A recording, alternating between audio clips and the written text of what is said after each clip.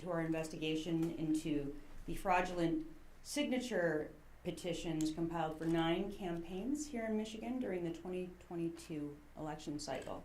Now, I'm joined up here today by the department's Chief Deputy, Fadwa Hammoud, Criminal Bureau Chief Brian Oskowitz, our Assistant AG, who is handling the case, Chris Kessel, and Aubrey Sargent, who's our Chief of our Investigations Division.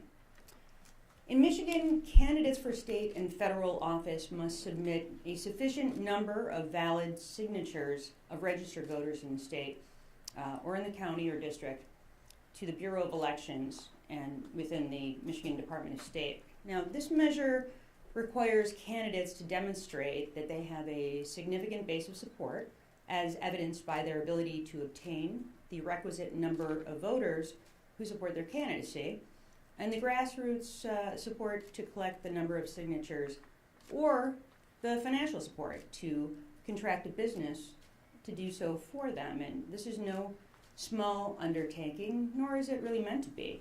It often requires a good deal of money to pay field staff or a service provider to collect signatures, and just as importantly, to validate the authenticity of the collected signatures. In this way, Michigan limits the field of candidates for our elected offices to only those with demonstrated broad support and the capacity to win, and this is especially important for a statewide office, and in this case, the highest constitutional officer in the state of Michigan. During the 2022 election cycle, the bar was set at 15,000 valid signatures in order to qualify for the ballot for a statewide office. And that was a recent reduction from the previous threshold, which had been 30,000. And you might remember in the Chris Gravelin case from the 2018 election cycle, there was a challenge, and it was reduced from 30,000 to 15,000. Not everyone remembers that, but I do. So for the circuit and probate courts in Wayne and Oakland counties, the threshold is 4,000 signatures. So to this end, most campaigns will seek and contract with vendors, business entities that serve as experts on signature collection and validation to fulfill this essential function. And these business entities take on the work for large sums of money paid by campaigns because it's hard to do. It requires a large operation, an oversight, and a niche and specialized expertise is needed to assure that the signatures are valid and numerous enough to satisfy the ballot eligibility requirements. When those who operate these businesses pervert the process and commit outright fraud and forgery, and in doing so swindle their clients out of tens or even hundreds of thousands of dollars, these bad actors must be held accountable, and the criminal penalties should be significant. So what we're here to announce is that under arrest and arrested yesterday are Sean Wilmoth and Jamie Wilmoth Gooden, who were arrested yesterday. They will be arraigned before the 37th District Court today at 1 p.m. The third defendant, Willie Reed, has not yet been taken into custody, but the U.S. Marshals are out there looking for him. Strongly suggest to Mr. Reed that he turn himself in as quickly as possible. And I will say this, it will likely affect the conditions of his bond if he does not turn himself in. I assume with all the publicity on this, he knows at this point that he's a wanted man. So the accusations are that for these 3 individuals, that they defrauded the gubernatorial campaigns of Perry Johnson, James Craig, Donna Brandenburg, Michael Brown, Ryan Kelly, and Michael Markey, as well as judicial candidates Tricia Dare, John Cahalan, and John Michael Malone. Now, the charges allege that Sean Wilmoth and Jamie Wilmoth Gooden and also Willie Reed committed crimes as part of a criminal conspiracy. And they will each face 8 counts of false pretenses, 8 counts of use of a computer to commit a crime, 8 counts of election law fraud, and 1 count of conducting a criminal enterprise. Sean Wilmoth and Willie Reed will each additionally face 1 count of larceny by conversion and another count of using a computer to commit a crime. Sean Wilmoth also will be charged as a habitual offender, a habitual third. So we believe these defendants conducted a criminal enterprise via 3 business entities: First Choice LLC, Mac Douglas LLC, and Petitions Reed LLC, which the defendants either owned or worked for. The defendants presented these businesses as providing legitimate signature gathering services for political campaigns. In reality, the defendants, through their companies, knowingly and falsely misrepresented their ability and ultimately their efforts to deliver nominating petition signatures for 9 Michigan campaigns who paid hundreds of thousands of dollars for petitions with guaranteed valid voter signatures. What they actually received, though, were hundreds of petitions chock full of thousands of fraudulent signatures the defendants knew to be fraudulent.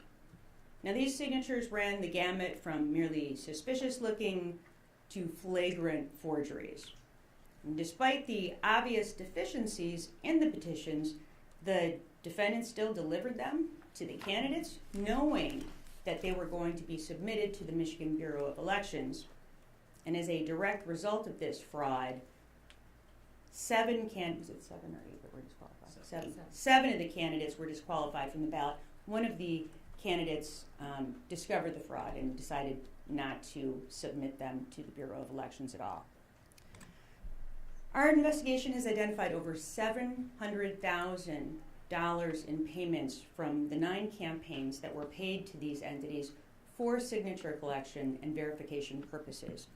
In most cases, with the explicit expectation and in guarantee of specified validity rates.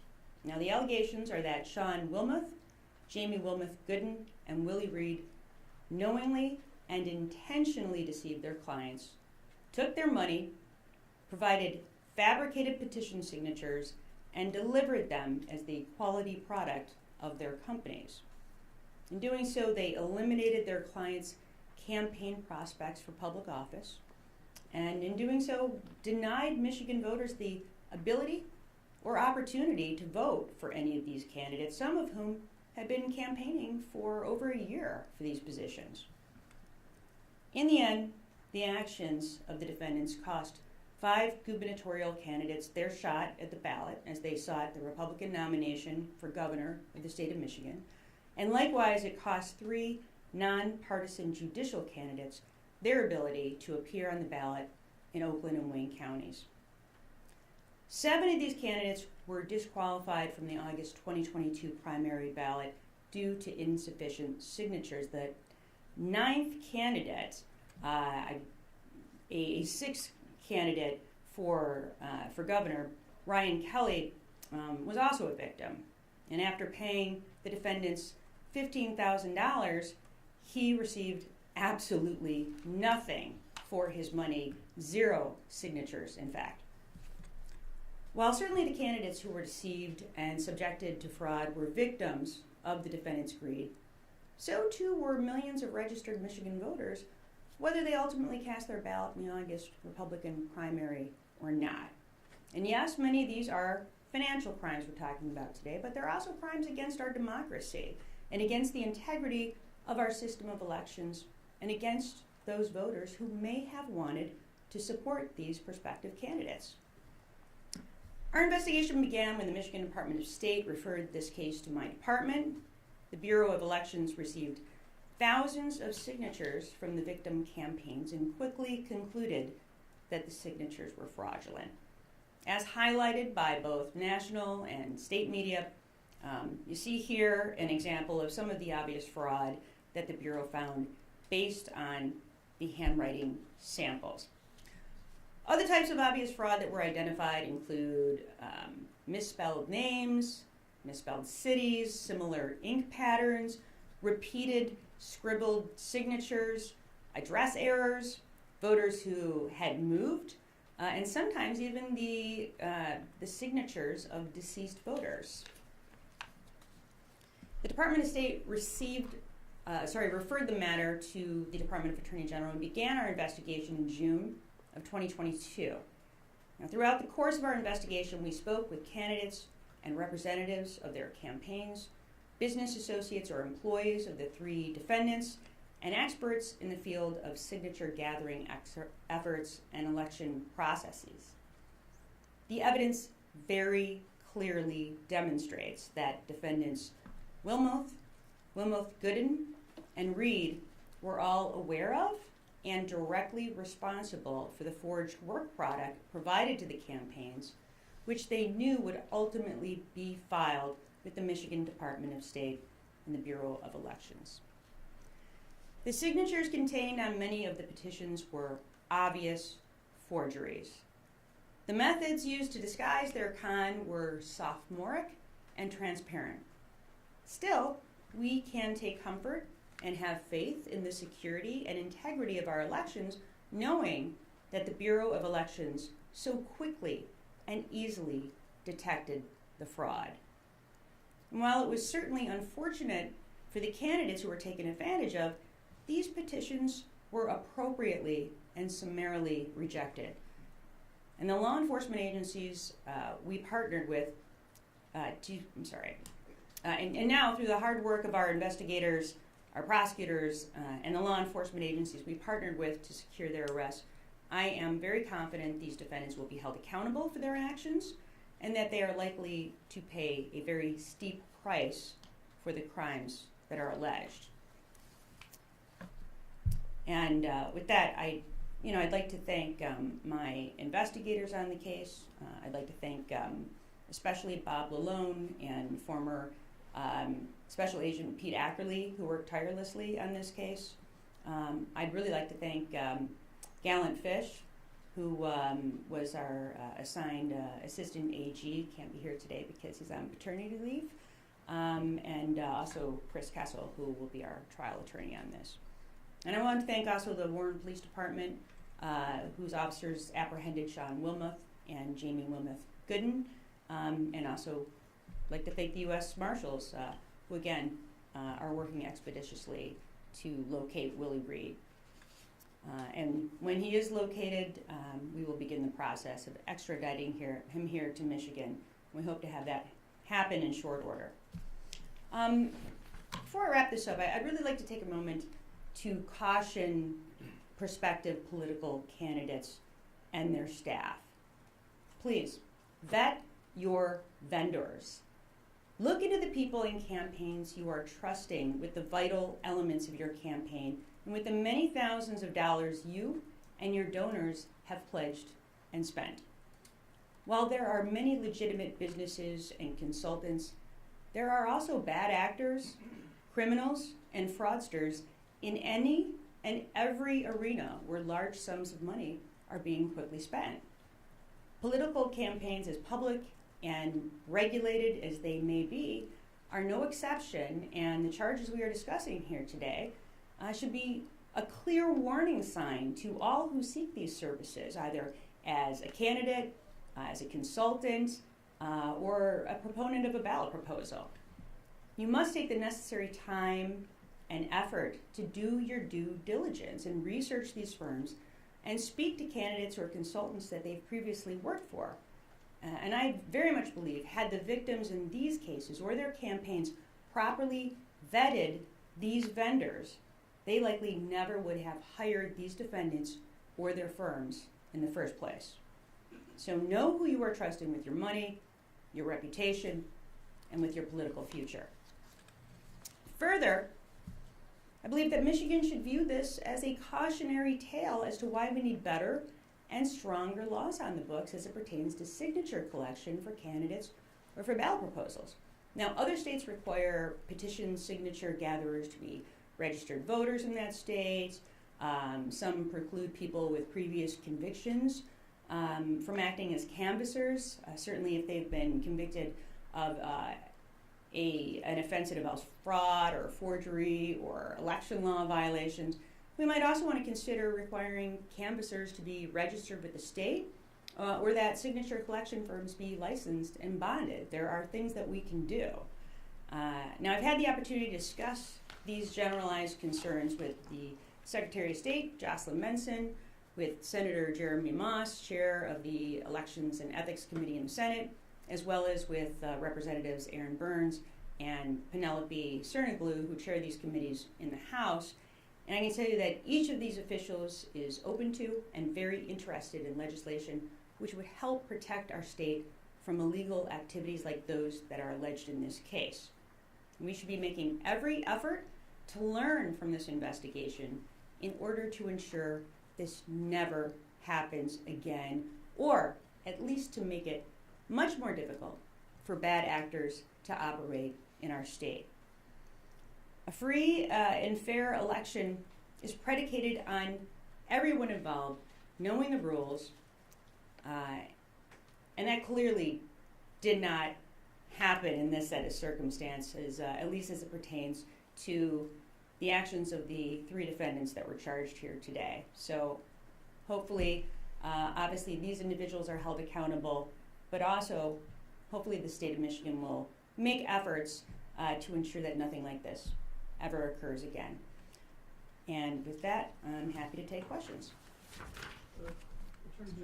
If someone else can, I don't want to be the next one. Go ahead. Madam Attorney General, do you, one, believe this was deliberate? And two, can you explain how or what your investigators discovered in terms of the way this was accomplished? In other words, were they sitting at a kitchen table and just writing stuff out? Or did they have people doing that? What do we know? Well, when you say whether or not it's deliberate, I will say this.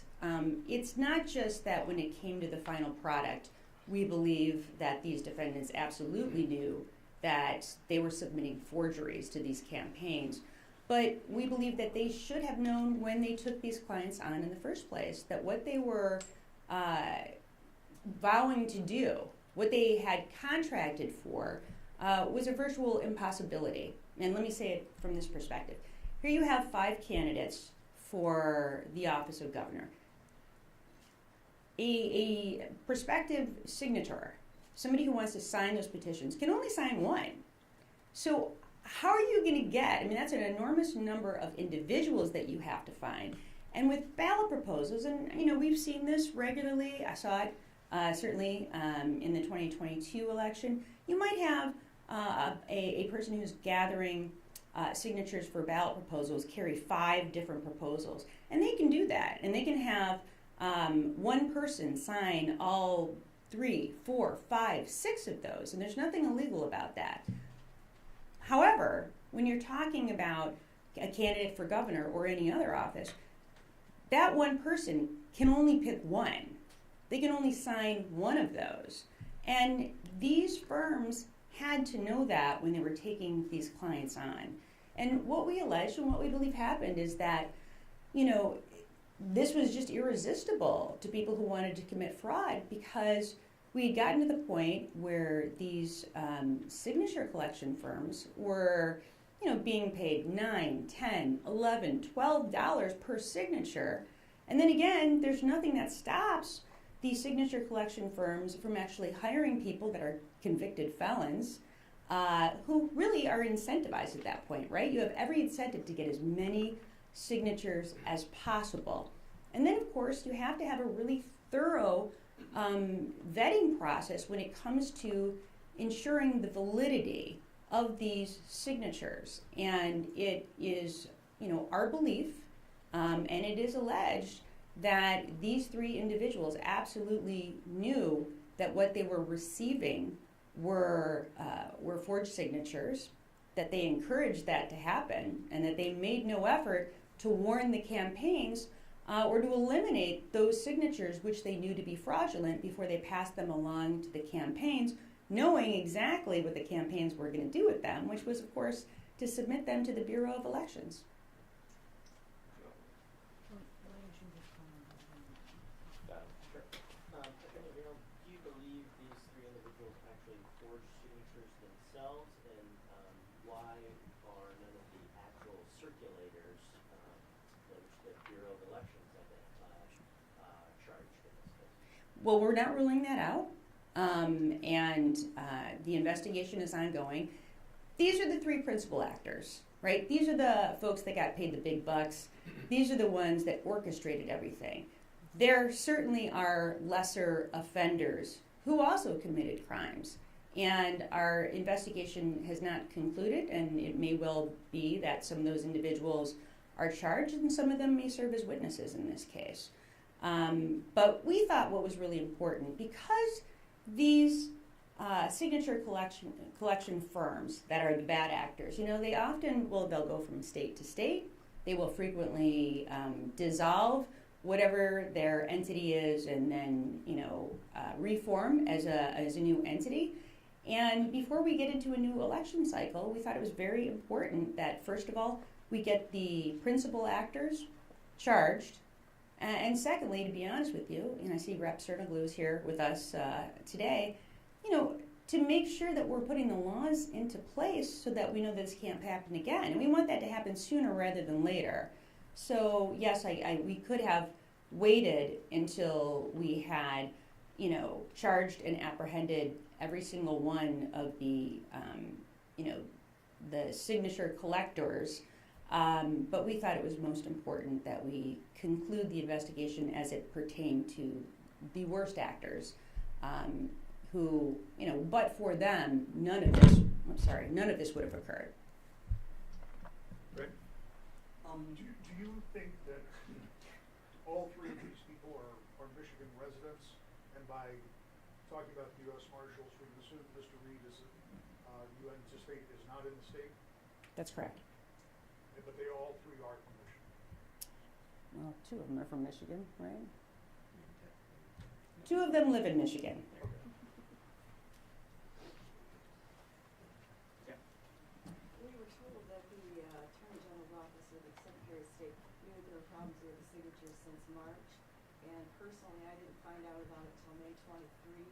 I'm concerned that there wasn't advance notice, not just for the candidates, because we could have collected different signatures if the Secretary of State's office had acted quicker, because this is a threat to national security. And why I'd like to know in the future, will there be any notifications so that it wasn't just against the candidates, it was against all the Michigan voters for not finding out about this soon enough. And I was pretty much ambushed because even the rule of law wasn't followed. There was no charges or anything, and I'd like to know how that's going to be handled in the future so that there's no more people that are victimized by this stuff. Well, I honestly think that would have to be a question for the Michigan Department of State and the Bureau of Elections. We don't even get this until it's referred to our office as a criminal investigation. So we received it in June of 2022. So any of those questions would have to be directed at MDOS or at BOE. Did you also review some of the signatures for the petitions that were submitted? I know some of the groups that didn't end up submitting their petitions said that they had used this same group to collect signatures. Why weren't those considered in this investigation? I'm sorry, Beth. I don't think I'm completely understanding your question. Could you rephrase it maybe? Yeah, so there were a couple of proposals related to like voting rights and I can't remember the other one, but they said they had also used this same signature collector for theirs. They had received fraudulent signatures from them. They ended up not submitting their signatures to the Secretary of State. Did they submit any signatures or complaints to you in that regard? We didn't receive any complaints, but let me say this.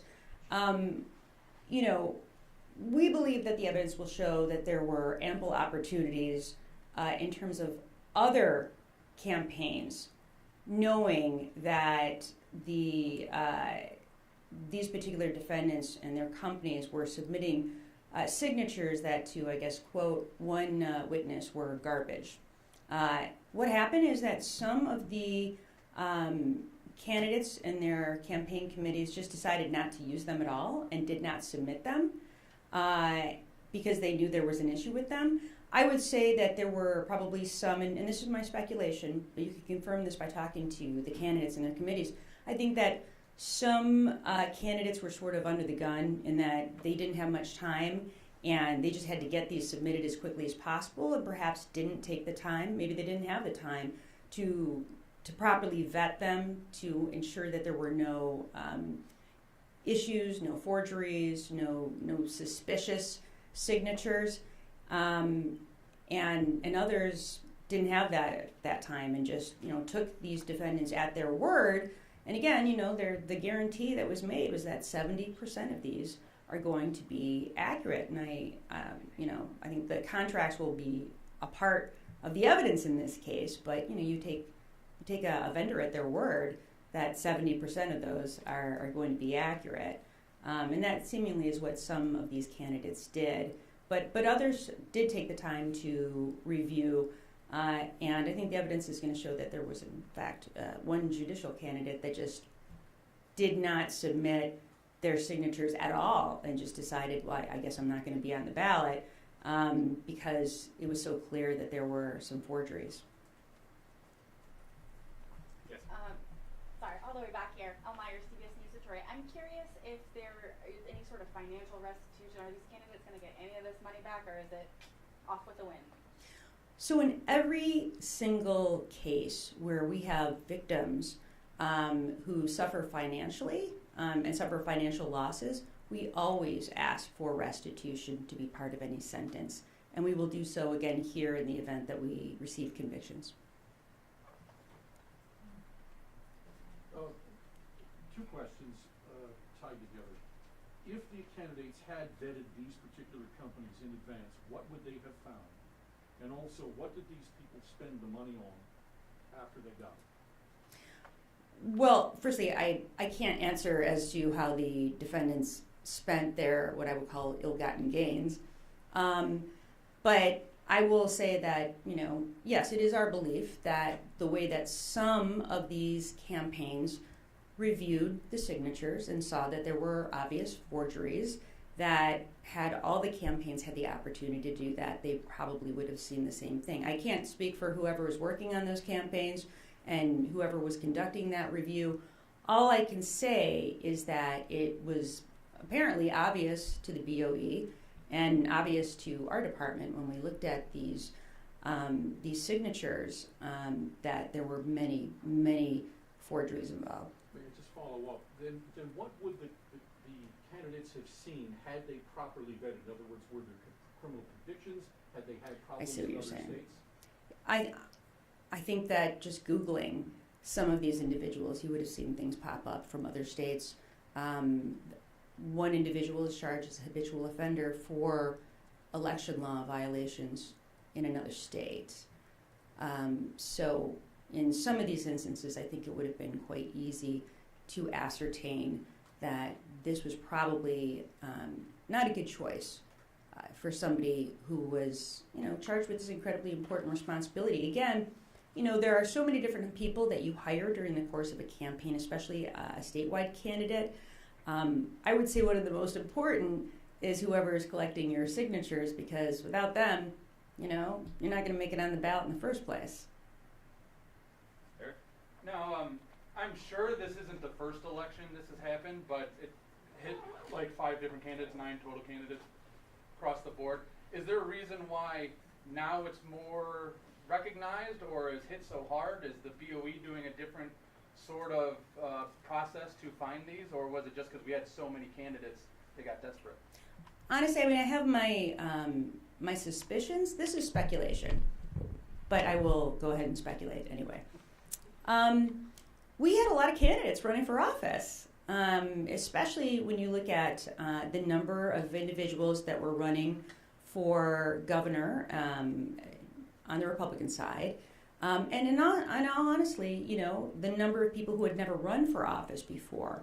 And there are some lessons learned, I think, by folks once they've run for office a couple times or even once, and you learn things that you really need to be careful about or concerns. And I think, honestly, just a lot of these candidates got taken because they were political neophytes and they had never done this before. And I think some of them probably relied on consultants they had hired who may have failed them. And others perhaps were just in a real rush to get these signatures in so that they could appear on the ballot. But I think that part of the reason that you're seeing so much fraud is because you had so many candidates that were running in the first place, and again, so many candidates that didn't have the experience to know differently. And I think perhaps cause and effect, maybe that's one of the reasons why it got so expensive per signature. I had never seen, signatures that, were so expensive. And so I think it incentivizes the fraud because there's a lot of money to be made when you are charging that much money per signature. So I think it was sort of the perfect storm for all of this to occur. All right, is there a last question? Jonathan, thank you. Sure, just a couple quick detailed questions. What's the relationship between Sean and Jamie? I know they share as part of the last name. And then what are the maximum sentences these defendants face? And Sean as a habitual offender, so it doesn't be long or something? Yeah, so firstly, Sean and Jamie are married.